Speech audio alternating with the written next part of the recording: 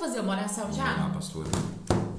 Senhor, te louvamos, engrandecemos e exaltamos o teu nome nessa manhã, porque tu és um Deus grandioso, um Deus bendito, um Deus santo. E não há nada mais precioso no universo do que podemos ouvir o som da tua voz. O Senhor, quando fala, o Senhor despedaça, Senhor, os cedros do inimigo. E quando nós falamos isso, nós estamos falando o poder do inimigo, a autoridade do inimigo. O Senhor tem esse poder de despedaçar. E nós, dentro desse jejum, estamos declarando isso. Despedaça o cedro do inimigo, Senhor. Seja onde ele estiver trabalhando, de que maneira estiver trabalhando, que o Senhor de todas elas venha despedaçar os seus cedros, ó Pai. Nós intercedemos, Senhor Deus, pela tua igreja no mundo. Nós intercedemos pelos teus servos e pelas tuas servas, Senhor. Nós intercedemos, ó Pai, pela nossa nação, pelo Brasil. Nós o colocamos mais uma vez diante da tua presença e pedimos ao Senhor, intervém, Espírito de Deus, intervém sobre a nossa nação. Não permita, ó Pai, que estes homens movidos pelo inferno venham a destruir a nossa nação.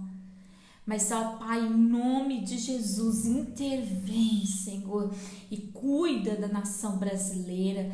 Nós sabemos que o Senhor tem planos para esta nação, que esse tempo de avivamento, de resgate, de pregação, de muita cura, de muito milagre, de muita libertação, chegue e se estabeleça mesmo sobre as nossas vidas, ó Pai. Senhor, em nome de Jesus, nós liberamos do teu trono para toda a tua igreja a segunda quinzena do mês de junho. O que o Senhor preparou para esta segunda quinzena do mês, nós recebemos e liberamos para toda a tua igreja agora, em nome de Jesus, ó Pai.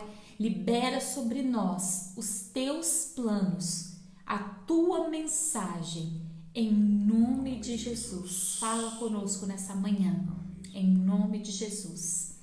Amém. Amém. Amém, minha gente?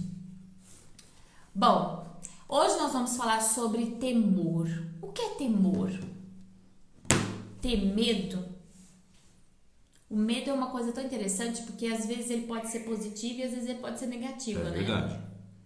Nós vamos começar pela negativa, depois nós vamos para a positiva. Pode ser, Eduardo? Vamos lá, pastor. Bora.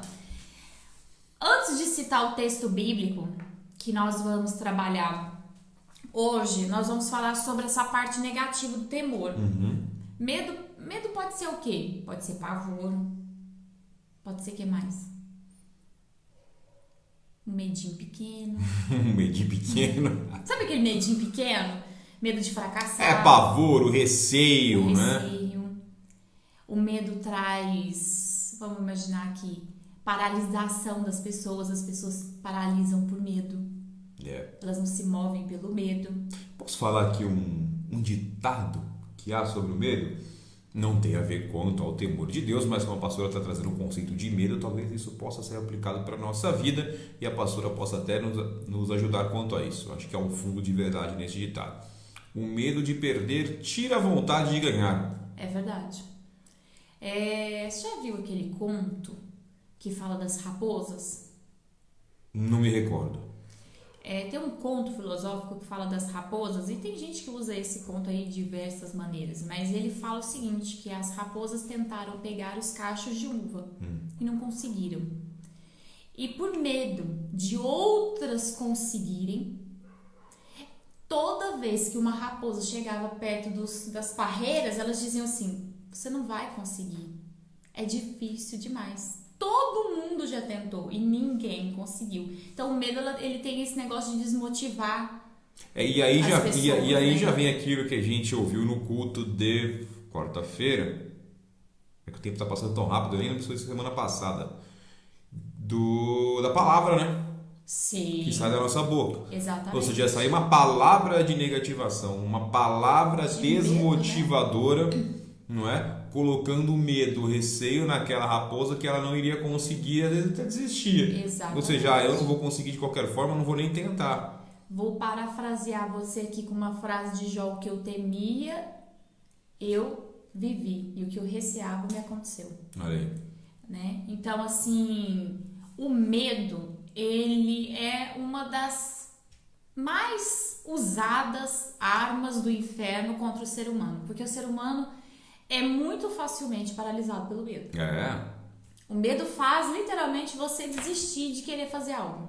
Olha, eu vou dar um exemplo, mais um, pastor. Como desenrola o tema, né? Você já viu uma pessoa se afogando?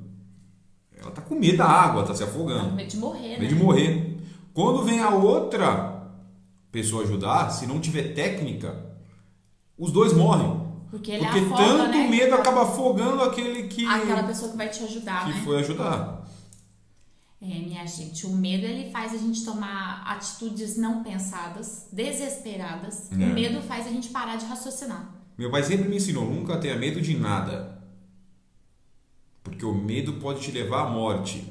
Exatamente. Ele tem razão. Meu pai é um pouco destemido demais, mas ele tem razão no que ele diz. Sim, o medo faz com que a gente não raciocine. Faz com que a gente não raciocine, né? E libera as aí, adrenalinas gente, e tudo mais. A pastora pode falar um pouco gente, melhor pra gente. Minha gente, porque o que acontece? Quando você tá com medo, você libera o hormônio da adrenalina. E a adrenalina, ela é o quê? Ela é o hormônio responsável pra fuga. Então você não vai agir com... Você não vai agir pensando, olha, isso pode... Você vai agir assim: eu preciso me defender, preciso me defender, preciso me defender. Pessoas que vivem com medo, elas vão estar sempre se defendendo de alguma coisa. Se defendendo de um fracasso que ela acha que vai acontecer. Se defendendo de um passado que já aconteceu.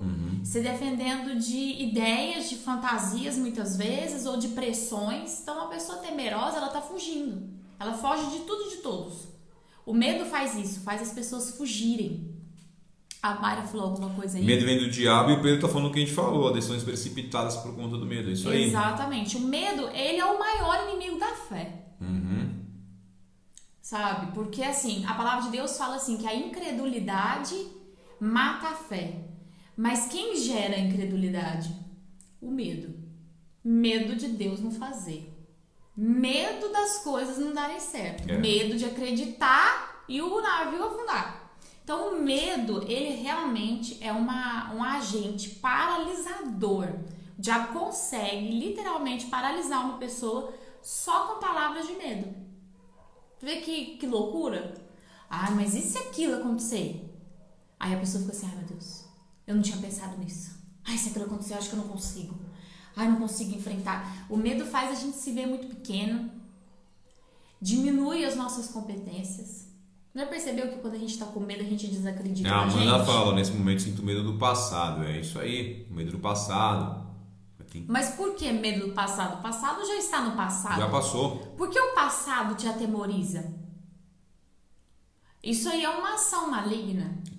O passado já passou e o seu medo está fazendo ele se perpetuar no presente. Exatamente. E no futuro. O diabo pega o seu passado e fica trazendo à tona para quê? Para que você viva um passado pro resto da vida. Viva o passado do resto da vida e não viva o que ele tem para você. Exatamente. Tem um espírito maligno que chama passado. Né, Eduardo? Lembra que a gente já orou aqui na igreja? Tem um espírito maligno que chama passado. E ele atua justamente dessa maneira, prendendo as pessoas no passado. Medo de o passado se repetir. E nós precisamos compreender... Olha lá, o que é que ela escreveu? Pode ir que eu tô de olho. Do novo. Do novo. Tem muita gente que tem medo de mudança. Nossa, muita gente tem dificuldade com mudanças. Perpetua as coisas, né? Tipo, isso fica macio, a gente não consegue trocar um móvel de lugar. Exatamente. Eu já li sobre isso. Ou se desfazer de coisas velhas e antigas. Acumuladoras, né? Ou novas decisões, novos caminhos. E eu tenho certeza que muita gente que enfrenta esses temores, que são muitas pessoas, tem gente que não dá o braço a torcer, diz que não tem medo de mudança, mas na hora do vamos ver, sente um desconforto violento em precisar mudar. Então, Amanda, aí tá fácil resolver, viu, Amanda? Tá fácil resolver essa questão. Ela diz que o passado aflige ela, parece que voltou para assombrar, mas isso aí é fácil resolver. É pegar firme com Deus, orar, Estabeleceu uma aliança com Deus. Uma aliança com Deus. Vira igreja. Isso aí vai sair. Isso aí tem que sair. Isso aí ele não tem autoridade para ficar. Quando nós estamos buscando a presença de Deus, esses espíritos não têm autoridade para ficar. Quando eu pergunto se o medo traz comodismo, eu creio que sim. Traz, porque você deixa de fazer tudo para nada acontecer. É o que eu disse, né? O medo de vencer tira a vontade de ganhar. Ou seja, Exatamente. você vai ficar na zona de conforto, acomodado e não vai conseguir arriscar em nada. É verdade, porque assim, nós estamos olhando agora para o medo e vendo que como ele é real na vida das pessoas. Ele impede as pessoas de mudar, de tomarem boas decisões. Às vezes você está lá no seu trabalho, você tem tudo para dar o próximo passo. E a pessoa, por medo, não vai. Fica sempre naquele mesmo patamar, naquela mesma situação. Às vezes está numa relação, né, num relacionamento, e por medo de agir e melhorar o relacionamento, fica daquela mesma maneira. Quantas pessoas, pastora, falando em trabalho que você estava falando, não vão à falência porque o negócio não está indo bem, tem medo de, tá na moda a palavra, né, reinventar o negócio, fazer uma nova forma de negócio e acabam indo ao fracasso, né? Você está falando uma coisa, eu lembrei, eu sigo esqueci o nome completo dela, então eu nem vou falar. Ela é uma das donas da Copenhague, do grupo Copenhague. Lembra que eu já tinha comentado contigo que eu a sigo? Porque ela é uma mega administradora. E eu acho incrível como ela lida com o grupo Copenhague. O grupo Copenhague é mais do que a Copenhague. É a Brasil Cacau e tantas outras empresas. E sobre essa quarentena, né? Ela fez um vídeo falando sobre o que ela está fazendo, né? E ela falou assim que a quarentena fez o quê? Ela adiantou projetos de 10 anos para frente. Ela simplesmente adiantou. Vendas online, vendas mais online, você se tornar mais virtual do que físico, experiências diferentes de compra. Só que ela diz o seguinte, gente, o medo, ela estava falando do medo, ela disse assim, as pessoas me perguntaram muito, você não tá com medo de rachar uma empresa que estava crescendo pra caramba, você não tá com medo dela rachar? Ela disse assim, eu não tenho medo do fracasso. Eu tenho medo de não lutar. Então assim, nós precisamos deixar de ter medo de fracassar. Toda pessoa que tem medo de fracassar vai fracassar. Por quê? Porque aonde a gente coloca os nossos olhos, o foco dos nossos olhos vai ser o resultado. Então se eu estou sempre fazendo tudo, olha, eu vou fazer tudo para não fracassar, o que vai acontecer? Você vai fracassar, porque os seus olhos estarão sempre voltados para a zona do fracasso. Agora, quando a gente deixa o fracasso de lado, deixa as situações que nos atormentam para trás, fora do nosso campo de vista, então nós deixamos de visualizar o que pode dar errado e começamos a ver o que vai dar certo. Né? É impossível uma pessoa ter as duas visões, tá, gente? Muda o seu foco. Não tem como ter os dois focos. Ou eu tô vendo tudo e pro buraco, ou eu já consigo ver portas. É impossível uma pessoa ver o buraco e as portas. É claro que esse exemplo que o pastor está dando não foi uma atitude intempestiva. Ela com certeza estudou, se preparou. Claro. Porque tudo na vida você tem que estudar, tem que se preparar, tem que ver o mercado, tem que ver risco-ganho, né? Para quem é pequeno empresário, a gente tem muito na igreja agora. Com certeza, né? A gente tem que estudar variáveis, estudar né? variáveis. O Oscar fala que decepções amorosas. Irmão Oscar, com certeza. Verdade. Imagina uma pessoa que foi traída ou que foi abandonada, não vai mais se relacionar com ninguém, porque tem esse medo, ou então se relacionando com outro, tem medo de que passe a mesma coisa, até injusto com a outra pessoa, né? Porque ela não é a pessoa, não é o mesmo relacionamento. Eu vejo muito também, dentro desse assunto, acontecer assim... você, por exemplo, você veio de um outro relacionamento, daí o que você passou, às vezes a pessoa era grossa, às vezes a pessoa te humilhava ou te abusava no sentido de tirar tudo de você, aí você também fala, você quer saber? Eu vou me fechar para tudo e para todos. Então, assim, eu acho que isso tudo é medo. E daí você tem que a gente falou no comércio aqui, você tem que estudar, fazer um filtro com quem você vai se relacionar. Exatamente, se você vai atrair uma pessoa igual ou se você vai mudar totalmente isso na live o foco. de quinta-feira. Exatamente. Né? Então, para vocês verem como uma coisa leva a outra, o seu filtro vai ser melhor. A gente aprende com os erros. A gente Quem não precisa errou aprender. na vida? Eu já errei muito na vida, só que eu tenho humildade para falar, eu errei, o que eu tenho que fazer agora para acertar? Não desistir de fazer, não, pera aí, eu fiz, mas errei.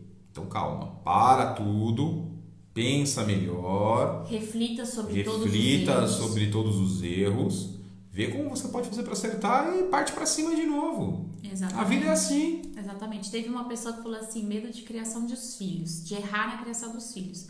Criação dos filhos é uma coisa tão subjetiva porque não tem um padrão, não tem um certo ou errado. Eu vejo assim que os pais lutando para fazer tudo perfeito vai errar porque vai errar. É normal a gente estar diante de um ser humano, até porque quem tem filho sabe que nenhum filho é igual. Então você pode criar tudo igual, que eles vão ser todos diferentes. Vão ter personalidades. A pastora já trouxe aqui uma vez diferentes. um exemplo dos filhos de... Como é que chama ele? De Eli. Não. Filósofo. De Freud? Freud, os filhos de Freud. Não sei se eu trouxe aqui, acho que foi uma conversa nossa. Pode ser. Foi uma conversa nossa. Freud teve muitos filhos. E ele analisou muito seus filhos. E em um dos seus livros ele disse assim, gente, não adianta você desejar que todos deem o mesmo fruto. Eles vão ter características pessoais, eles vão ter frutos pessoais e eles vão dar os seus próprios frutos. O que acontece é que a criação dos filhos precisa ser bíblica. E eu acho que é daí onde os cristãos têm falhado muito. Porque acontece que pensa que só te trazer na igreja já está crescendo biblicamente. Ele não está crescendo biblicamente só porque você traz ele num culto da quarta ou da sexta ou do domingo. A criação bíblica ela precisa ser bíblica. No sentido de que a Bíblia tem que ser cumprida dentro de casa. No momento em que os pais vivem uma vida paralela à igreja e só traz a criança para a igreja, o que vai acontecer é que os conceitos do mundo vão se estabelecer muito mais dentro daquela criança do que as palavras ditas aqui na escolinha. Sim. Então, assim, pais que têm filhos, mas não se dão, a gente até falou isso na live de quinta-feira, dar amor é bem desgastante. Porque você tem que dar tempo, você tem que dar troca de experiências, não é só você dar um brinquedo, não é só você dar 5 minutos do seu dia, você precisa conviver, estabelecer vínculo, laço, aprendizagem, onde o filho aprende com o pai aprende também com o filho. Então, eu vejo muito, não só com os pais evangélicos, mas hoje eu vou falar sobre os pais evangélicos, pessoas que não têm vontade de ter tempo para os seus filhos. É o que está acontecendo na sociedade atual. Mas eu tenho tempo para ficar no Facebook, eu tenho tempo para ficar no Instagram, eu tenho tempo para ver televisão, eu tenho tempo para tudo, menos para ficar com meu filho. E depois o meu filho vai começar a trazer alguns aspectos de comportamentos distorcidos e você vai dizer, poxa, mas eu levei na igreja, olha o que virou. Então, levou na igreja, mas a igreja não está dentro da sua casa. Isso vai muito que a Silvia fala aqui, medo de errar na criação dos filhos, tá aí, Silvia? É isso aí. É claro que você vai fazer o seu mundo vai errar. Trabalho, não é? Como a pastora falou, vai trazer a igreja, vai dar os princípios cristãos, vai dar atenção e a sua criação tá bem feita, né? Mas lá na frente deu algo errado. Mas aí é uma escolha, né? Aí é uma escolha da subjetividade, do livre-arbítrio que a pessoa tem. Mas a chance de dar errado é muito pequena. E a palavra de Deus ainda fala, ensina o caminho à criança, o qual para deve mim, eu andar. tenho certeza disso. E mesmo que quando crescer venha se desviar, voltará. Por quê? Porque uma palavra de Deus bem estabelecida dentro da vida de uma criança, ela pode sair, ela pode ir pro mundo, aquilo vai ficar martelando dentro volta. dela. Uma hora ela vai voltar. Volta. Não, mas isso acontece aqui na igreja, volta. E tem muita gente que está assistindo a live que aconteceu, desviou no período da vida, geralmente na adolescência, e voltou e está bem com Deus hoje. Amém. É isso mesmo. O Jefferson pede para orar para ele, que hoje ele não está bem, a gente ora sim, sempre a gente ora por todos os membros da igreja, mas repreende esses pensamentos que estão na sua mente, repreende esses demônios que querem te destruir e segue o jogo aqui, dia lindo. A gente também tem que ter aquela postura de falar, pode ir pra sai cá, daqui, gente. Tá na hora de reagir, Jefferson. A gente precisa reagir. Vamos lutar com isso. O Pedro disse o medo causa depressão, com certeza, né? Daqui a pouco a gente vai falar sobre isso. A gente vai falar. Vamos ver aqui. O Nilda fala quando a mulher é abusada psicologicamente pelo marido, a ponto de ser aterrorizada por ele. Nossa, Deus, acontece Com muito, certeza. Rony. Acontece demais. Demais. Pronto. Bom, minha gente, fazendo a deixa do Pedro, então nós vamos começar com esse tópico agora. O medo gera... Pode gerar isso aí. Depressão, insegurança, ansiedade. Por quê? Porque o medo nos mostra que nós não temos controle sobre as coisas. E é engraçado que nós estamos numa sociedade ansiosa, vamos dizer assim, uma sociedade ansiosa, depressiva, cheia de tiques e toques, vamos dizer assim, né? Por quê? Porque falaram em algum momento da sociedade e foi apregoado a toda a sociedade que nós temos o controle das coisas. E aí todo mundo acreditou. A pastora sabe, eu mesmo é extremamente controlador. Nada que pudesse sair do meu controle eu aceitava. Não aceitava fácil de jeito nenhum. De jeito nenhum. Eu tenho dificuldade de andar de avião porque não sou eu que estou pilotando. Pra vocês terem uma ideia, né, pastor? Mas Deus me ensinou a crer nele e ver que eu não tenho controle de nada porque eu sou pó. Exatamente, porque o que acontece? A gente meio que recebeu uma mensagem iluminista. O que é uma mensagem iluminista? Trazendo o homem para o centro. Você pode tudo. Você controla tudo. Você tem que ser soberano em tudo. Essa mensagem do iluminismo lá do passado, ela volta para a nossa sociedade dizendo de uma maneira muito terrível, isso totalmente infernal, dizendo assim, olha, ser humano, você tem que estar sempre bem. Você não pode sofrer. Você é soberano, você é um rei. Vamos dizer bem isso mesmo. Então você não pode sofrer, você tem que estar sempre bem, você tem que ter o controle de tudo, você tem que estar sempre bem sucedido em tudo, porque senão você fracassou. Então essa mensagem, ela veio de uma maneira tão sorrateira para a nossa sociedade atual, que os nossos jovens, os nossos adolescentezinhos, os nossos jovenzinhos, eles têm uma visão de si mesmo como se eles fossem o centro do mundo. Você já percebeu isso? Não, pegou muito forte essa geração, né, pastor? O mundo gira em torno deles. Exatamente, o mundo gira em torno deles, eles não podem sofrer, eles não podem passar por nada que vá tirar a soberania deles. A voz dele precisa ser sempre ouvida, tudo que ele falar, todo mundo tem que concordar. E aí o que acontece? Que a vida não é iluminista. A vida real, ela não gira em torno desse pensamento iluminista. Não, isso vai de encontro com o que falou ontem a Débora, né? A questão do Facebook, da aparência. Parece que todo mundo tem controle de tudo e todo mundo tem que estar extremamente feliz o tempo todo. Tem que aparecer comendo bem o tempo todo, com a roupa boa o tempo todo. Não, a vida tem que estar ali, no top o tempo todo. O tempo todo. Né? Tem que ser sempre o melhor. E às vezes não é nem bem, tem que ser o melhor. Tem que ser melhor ainda do que os outros. Então, assim, nós vivendo numa sociedade assim, nós precisamos compreender que o que essa sociedade vai gerar? Pessoas extremamente doentes. E quem tá no Facebook não tem nem bafo, né, pastor? Imagina. Porque as pessoas são perfeitas, né? São perfeitas. Então, assim, olha, isso causa muita insegurança, né? Causa. A necessidade da imperfeição. Porque o que acontece? São pessoas extremamente inseguras. Inseguras, porque ao mesmo tempo que tem no seu ser uma soberania muito grande, são inseguras. São inseguras por quê? Porque elas nunca se esforçaram tanto para ter algo ou para fazer algo que elas não sabem o poder criacional que elas têm. Então, assim, por que nós mais velhos... Mais velho, né, amor? Pouquinho. Mais velho. Nós mais velhos temos mais segurança, muitas vezes, do que os mais novos, que têm, às vezes, até mais conhecimento que nós. Porque nós entendemos o valor da nossa competência, porque já foi posta à prova. E você vê isso, inclusive que a apóstola está falando, em gerações anteriores do que a gente, mais ainda. Muito mais. Mais ainda. Os nossos pais, os nossos avós tinham muito mais competências ativadas do que nós. Muito mais. Hoje nós só reproduzimos um conhecimento anterior. Você não vê novos conhecimentos, você vê nova tecnologia. Mas o criacionar algo ficou um pouco para trás. Ficou. Ah, mas GPS é moderno. Mentira, não é. Mentira, celular é moderno. Mentira, não é. Gente, a Rainha Elizabeth é. mandava fax. Depois que eu vi aquilo lá, eu fiquei traumatizada.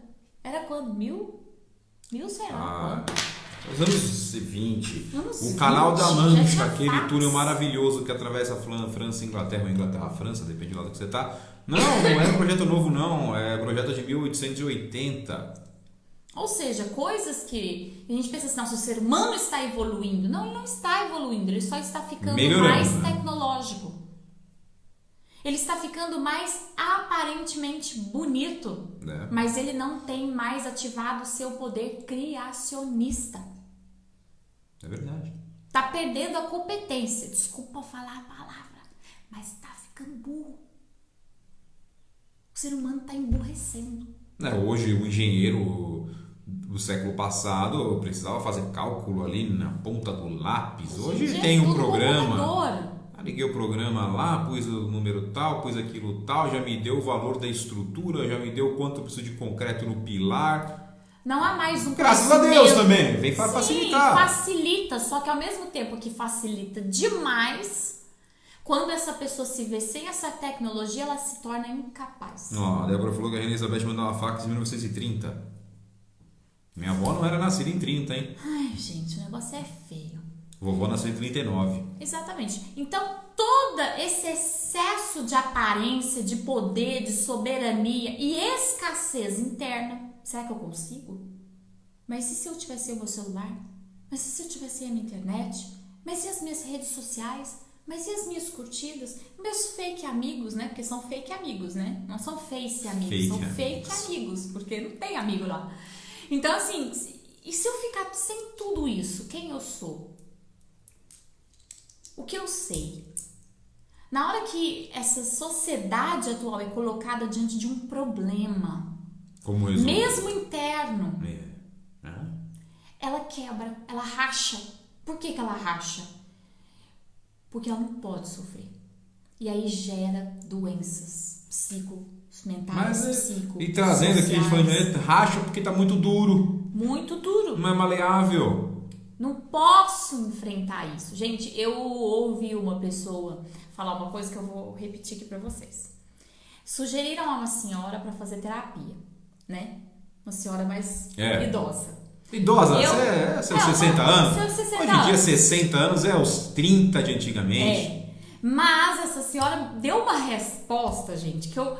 É da geração anterior, você tá entendendo? É uma resposta de quem não é soberano, você tá entendendo? Porque eu gostei muito dessa resposta que eu queria trazer aqui. Essa senhora poderia ter dito assim, não, claro, eu vou fazer, eu vou me mudar todinho por você. Qual foi a resposta que essa senhora deu? Eu vivo há mais de 60 anos desse jeito. Por que eu vou mudar por você? A nossa sociedade quer que o patrão mude para o empregado.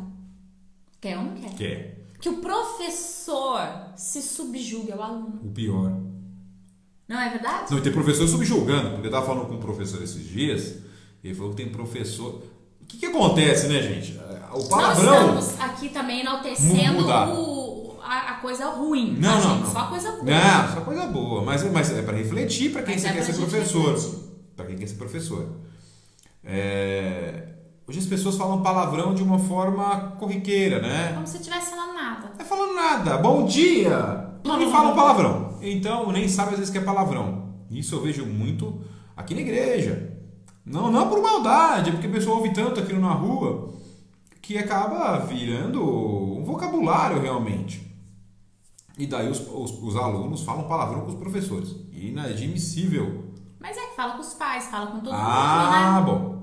Aí que eu vou chegar lá. Mas olha como o ciclo, como a roda gira, né? Então ele fala palavrão com o professor. De uma forma natural. E o professor não pode fazer nada hoje. Não, mas o professor fala palavrão para o aluno. Isso o professor nos disse. O professor fala palavrão também para o aluno. Olha que beleza. Mas é que o professor também já está vindo dessa sociedade. Então o professor já vem dessa cultura do palavrão normal, virou professor e vai falar o palavrão normal, e virou pai, Ó a bola. e vai falar palavrão normal, e a sociedade, vai... Isso você pode colocar o palavrão, você pode colocar a violência, É. você pode colocar a agressividade, É. você pode colocar muitas coisas aí. Nós estamos aceitando. Teve uma irmã que colocou ali... Crianças mandam nos pais. Mandam. E do palavrão, vou falar uma coisa, viu? Que se é inadmissível um aluno falar palavrão para o professor, é mais inadmissível ainda o professor falar para o aluno. Com certeza. Mas essas são pessoas que estão dentro de casa, seus pais estão falando. Então, assim, às vezes você tá olhando para tua casa, aí na IBD, que você tá em casa, olhando ao redor e percebendo o quê? Por medo de perder a minha soberania. Agora a pastora vai dar uma de psicólogo aqui, só psicóloga. Pais e mães narcisistas, por medo de perder seu tempo, sua soberania, seu momento pessoal, né? Aquela coisa assim, porque pais narcisistas são aquelas pessoas que pensam mais em si do que na família que construiu. Então, nós olhamos pro lado e falamos assim, mas meu filho que se vira para aprender sobre Jesus, meu filho que se vira, eu não vou dar uma Bíblia para ele ilustrada, eu não vou ensinar, eu vou deixar ele na frente do computador e da internet o dia inteiro, ele que se vira, ele que escolha, ele que faça as escolhas dele. Gente, uma pessoa só vai aprender a fazer as escolhas dele quando ele for adulto, né? Então, assim, você tem trabalhado as escolhas da sua vida, do seu casamento, dos seus filhos, e isso tem gerado, então, ansiedade. Mas isso que a Maria falou, a Maria Cássia falou que as crianças mandam nos pais, eu acho que isso Ela também... é professora também, Ela né? é professora. Olha só pra você ver, e mandam mesmo, né? E daí vai querer mandar no professor, vai querer mandar nos amigos... Vai querer mandar em todo mundo, no patrão, aí vai se lascar em todas as áreas da vida. Quantos alunos não batem professor? Desde pequenininho. Quantos filhos não batem nos pais? Agora, me diz uma coisa, não é medo dos pais em repreender a criança de uma certa forma que causa isso? Não, é o narcisismo. É o É narcisismo o não que você tá repreender. Por exemplo, assim, Entendi. Vou dar um exemplo para vocês compreenderem. O que gera uma criança assim? Eu tive um filho, eu acho assim que ter filho é muito fácil, porque eu posso pôr ele na televisão o dia inteiro, ou mandar pra avó, mandar pra tia, mandar pra não sei quem. Hoje tá na moda pôr um fone de ouvido, ou dar um fone tablet, de ouvido, né? dar um tablet pra criança, ou eu fico no meu Face fazendo minhas coisas, a criança tá lá, ela tá vivendo lá. Eu ignoro ela. O meu narcisismo, a minha vontade de cuidar de mim mais do que cuidar de tudo que eu mesmo criei, gera um sentimento na criança de solidão. Eu estou só. E se eu estou só, eu posso construir minhas regras. Tudo posso. Tudo posso. Vamos criar aqui se eu estou só, tudo posso. Posso fazer tudo o que quero. Quando essa criança sai e ela encontra outras crianças com a mesma característica, igual, né? Nossa, aumenta. Vira uma gangue. Vira uma gangue, tá entendendo? Nossa. Então essas crianças que vão se tornando adolescentes, que vão se tornando jovens, estão se vendo no direito de viverem suas regras. Por que elas estão no direito? Porque ninguém quis dar-lhe regras. Eles mesmos criaram suas próprias regras. Por quê? Porque ele foi retirado o direito de ter sido educado. Ele se educou. E a Lucimar fala aqui, né, que hoje é tudo gíria. É por isso você junta um monte de não tem mais educação. Descontrolado vira gíria que você nem sabe o que tá falando mesmo. Exatamente. Eles estão criando e já criaram, nós já estamos vivendo que estas pessoas já estão gerando crianças. Estas pessoas que nós estamos falando já estão gerando crianças e, se brincar, já estão gerando netos. Essas pessoas vivem num mundo onde eles fazem a regra. Por quê? Porque os pais negligenciaram isso no passado.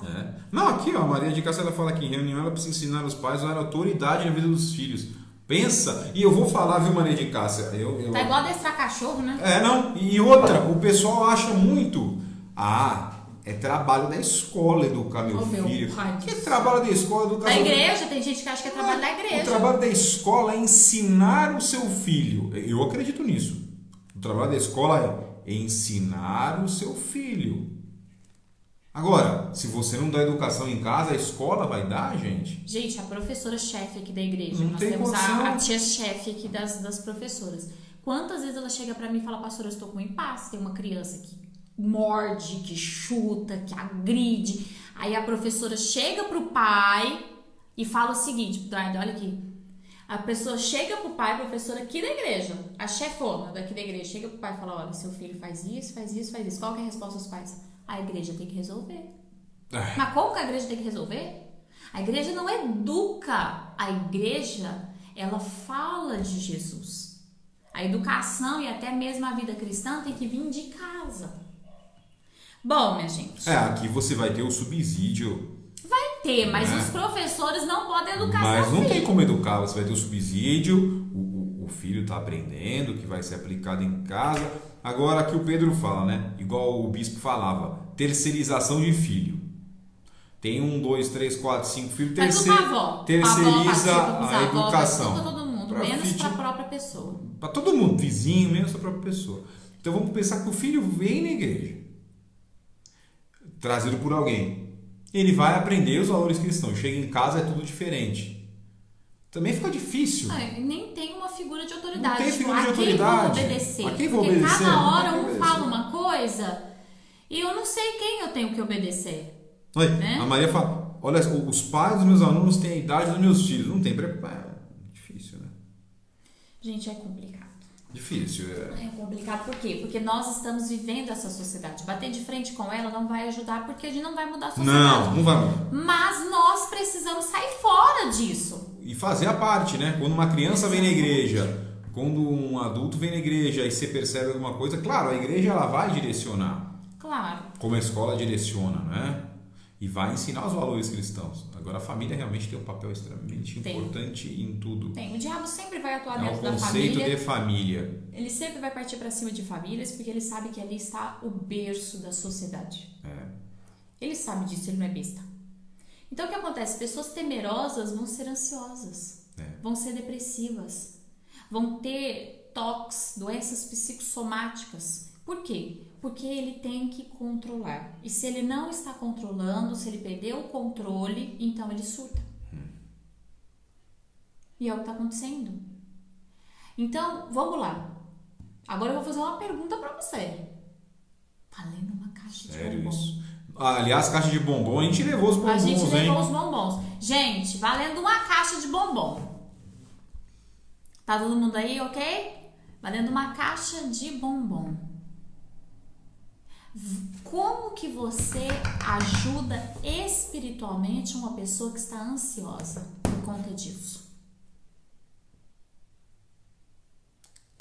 Tem libertação ou não tem libertação? Eu acredito que sim. Perdão. Tem libertação ou não tem libertação? Se eu acertei, eu quero minha caixa. Não porque eu tô de jejum de chocolate. Segunda-feira vou começar esse jejum também de chocolate. Tem libertação ou não tem libertação? O Fernando tá falando que tem. Palavra de Deus, libertação.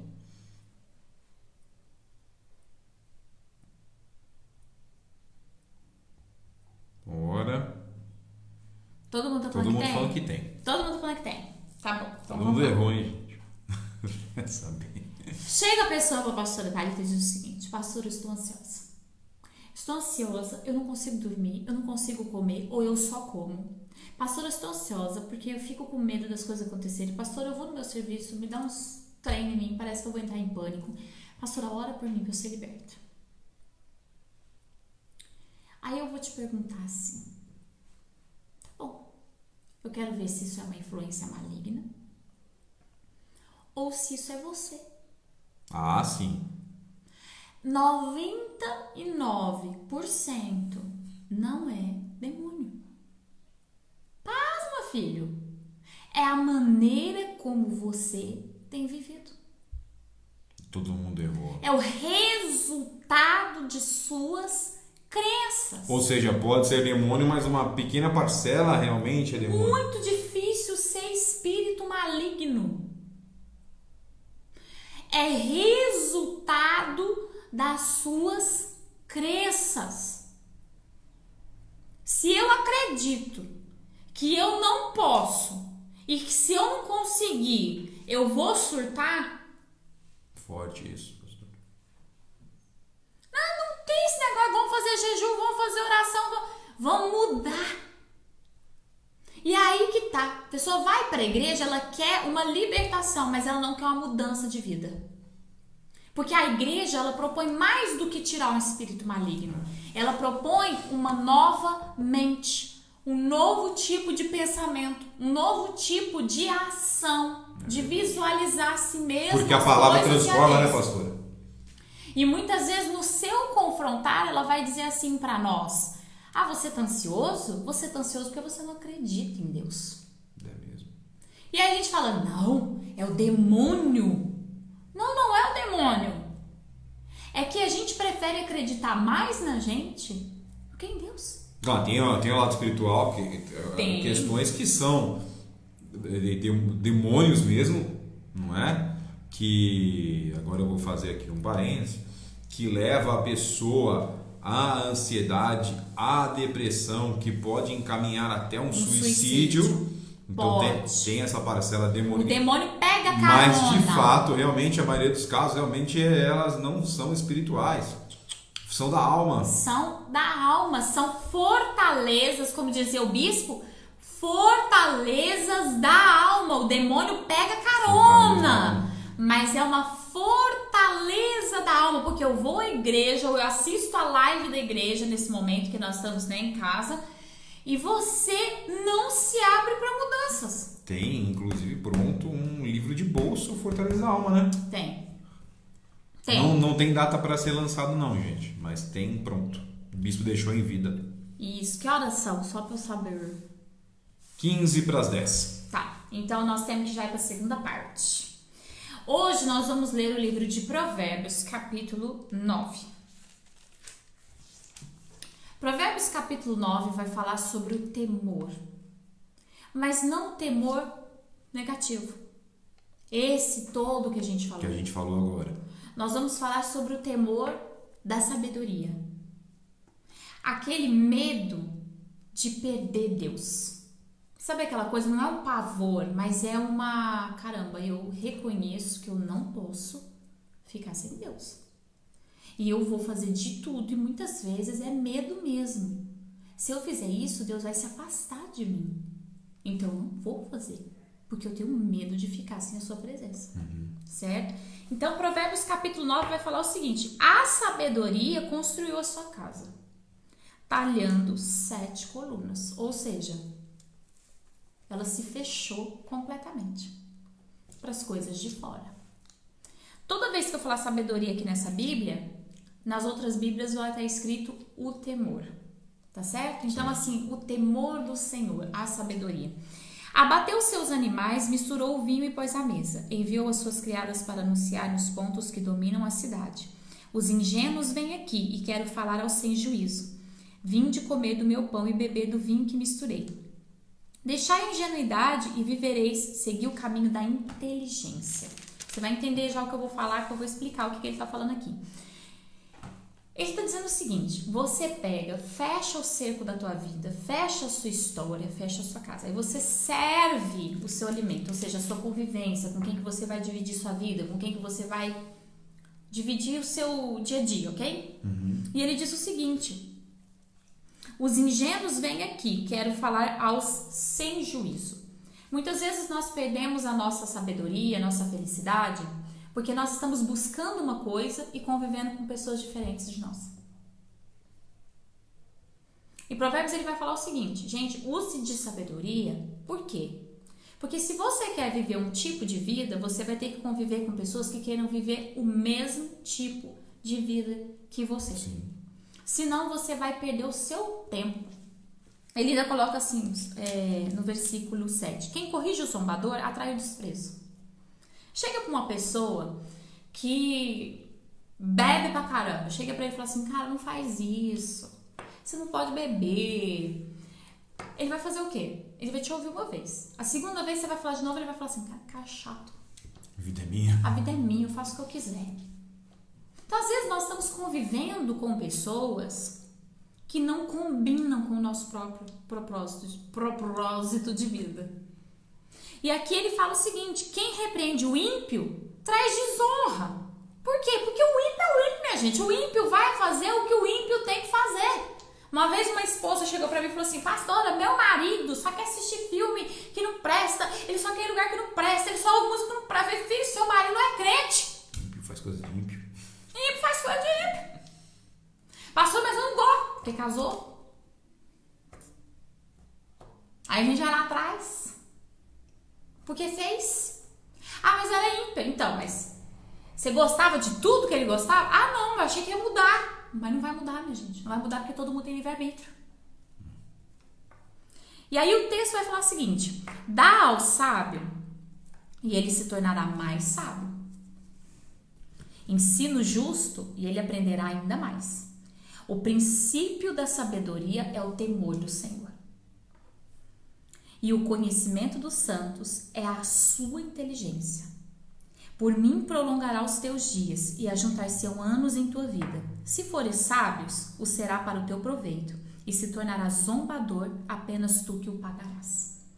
Quando Salomão fala sobre isso, ele está dizendo o seguinte: do mesmo jeito que o medo gera ansiedade, a sabedoria, o conhecimento, a maneira de viver que vem de Deus gera paz. Do mesmo jeito que as pessoas temerosas que vivem debaixo do conselho do mundo estão quebrando e estão rachando todo o tempo, a pessoa que entra na presença de Deus, o temor do Senhor é o princípio de toda sabedoria. Ou seja, quanto mais eu conheço a Deus, quanto mais eu medito na sua palavra, quanto mais eu recebo as coisas do Senhor, mais sábio eu vou me tornar. Ele diz assim: dê ao sábio e ele ficará mais sábio. Por que Deus fala sobre meditação? Por que ele não dá para todo mundo sem a gente precisar buscar? Por causa disso. Deus nunca vai repreender a pessoa que está escrito aqui, o zombador. Deus nunca vai pegar e falar: olha, Eduardo, não, você não quer me obedecer, mas eu vou tentar te explicar. Se você obedecer, você vai vencer. Ele não vai fazer isso. E muitas vezes nós, por conta dessa nossa cultura iluminista, de olharmos só para nós somos os senhores, nós é que sabemos, no nosso tempo, do nosso jeito, tudo é difícil, tudo que não é do nosso jeito é difícil, a gente não quer fazer. É verdade ou não é? É cansativo, eu não quero. Exige de mim, eu não quero. Eu quero fácil, eu quero o que eu gosto. Então, só que aí Deus está falando o seguinte: eu vou te tratar como zombador, eu não vou te dar nada. Por quê? Porque é como se fosse jogar pérola aos porcos. Então Deus fala o seguinte: se você partir com esse pensamento e entrar na minha presença para aprender, para meditar, para receber, eu vou te dar a minha sabedoria. Eu vou te dar uma outra visão. Lembra que a gente falou hoje na live que quem olha para o fracasso vai fracassar? E quem olha para a solução vai ver solução? Aí é que tá. O temeroso, ele vai sempre ver o problema e o fracasso acontecerem. Mas a pessoa que entra na presença de Deus para receber algo que vem de Deus, Deus vai lhe mostrar a porta, o caminho, a sabedoria. Quem tem caminho, vive em paz. Por exemplo, esses mega empresários.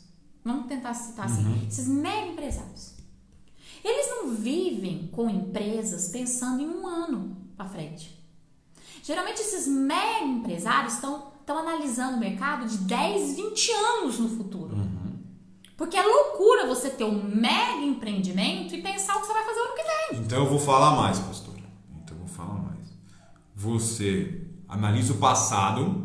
Aprende com ele. Aprende com o passado para fazer uma projeção para o futuro. E a Dada falando o que você falou aí agora há pouco, né? Do marido, ela fala que tem um versículo que diz se podem andar os dois juntos se não estiverem de acordo, né? Exatamente, não tem como a gente andar junto se um tá pra cá e o outro tá pra lá. É igual a gente falou do cabo de guerra, que eu rasguei a máscara da pastora na live de quinta-feira. Né? Então, voltando a esse ponto, você aprende com o passado. Você não tem medo do passado. Você analisa, você aprende. Igual a irmã falou, eu tenho medo de algumas coisas do passado. Você aprende com o passado para não cometer o mesmo erro no futuro.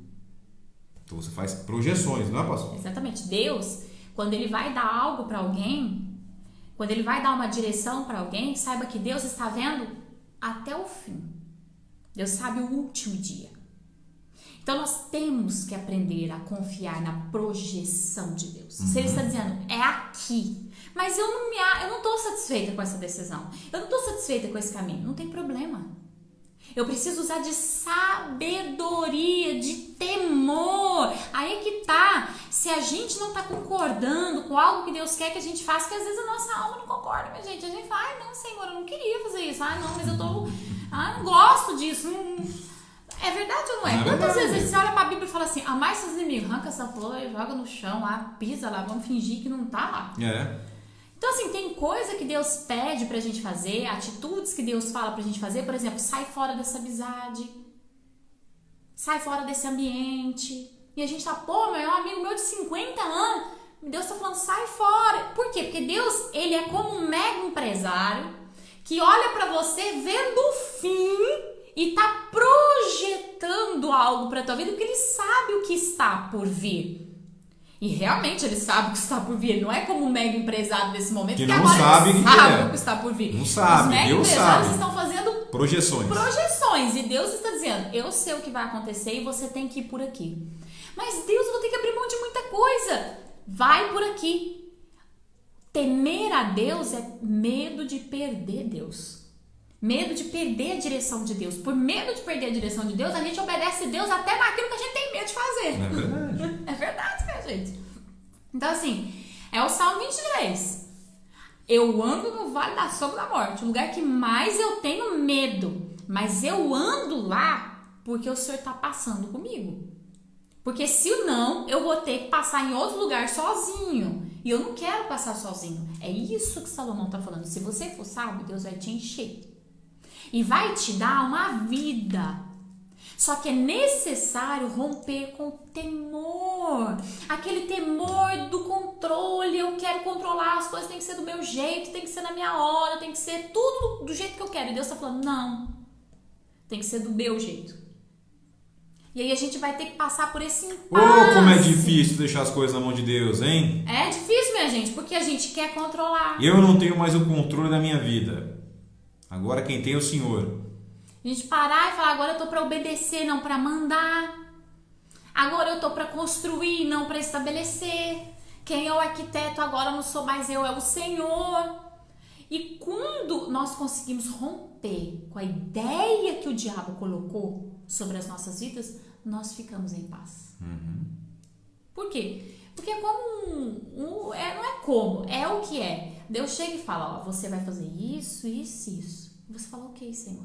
E nós confiamos no que Ele está falando porque Ele sabe mandar, Ele pode mandar, Ele sabe. Agora você vê, né, pastor, pra gente refletir.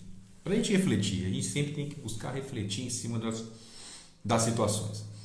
A pastora Paula falou que o diabo não põe ansiedade, não põe depressão, não põe nada disso. Agora, as atitudes de Satanás na sua vida o levam a desenvolver tudo isso.